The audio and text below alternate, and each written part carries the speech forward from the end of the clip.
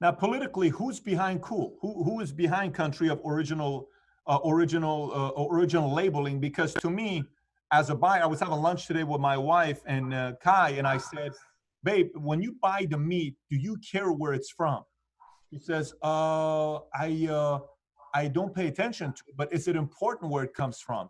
She says, "Should I be curious about it?" I said, "Babe, I'm just asking you. We buy meat all the time. Do you ever look at the label to see where it's coming from?"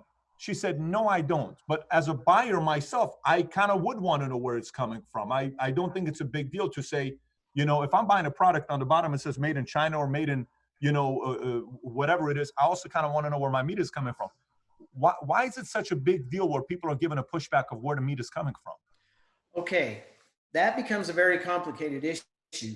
So obviously, the main four packing conglomerates or that oligarchy do not want to have to differentiate that meat. They say it's too expensive to do that, to differentiate it in the packing plants.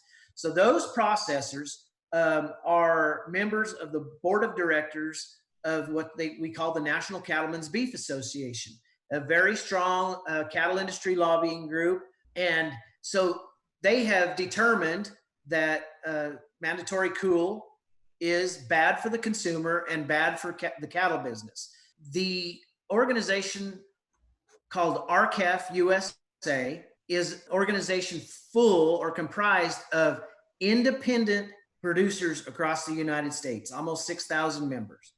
And they believe mandatory cool is an individual right, is a liberty issue. And so they're the ones that have been, and I'm a part of that group, and we have spent years and years pushing that because we believe, number one, it's a liberty issue, and number two, the data shows that at the prime of, when Congress repealed cool, we were in the prime of the industry. We were very prosperous at the time, and then as soon as it was repealed, everything fell out of bed and it went backwards. So, but the National Cattlemen's Beef Association, they are against mandatory country of origin labeling. They are very pro-export, very pro-packer, and to me, it's kind of a pay-to-play system. The packers pay them, sit on the board of directors, and then they get to play. They're required to play how the packers want. How much similarity is there with your world and Big Pharma? Meaning Big Pharma's got the lobbyists where the biggest lobbying. Very similar. Very similar. Okay. Very similar. It's a power and control. It's all about money, power, and control. Lobbying, power. Now, Shad, how many of you are there in America? Meaning, how many people like you, cattle ranchers, how many of you are there in America? 700,000.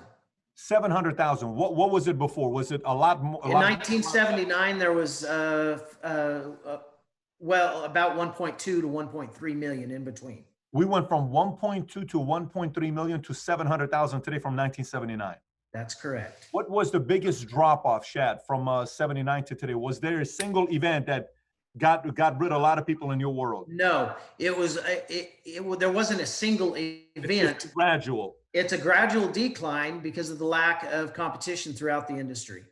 And so we have these acquisitions and mergers take place, more power control, and expenses go up. We're not able to create any kind of competition in the marketplace, and how stuff flows downhill.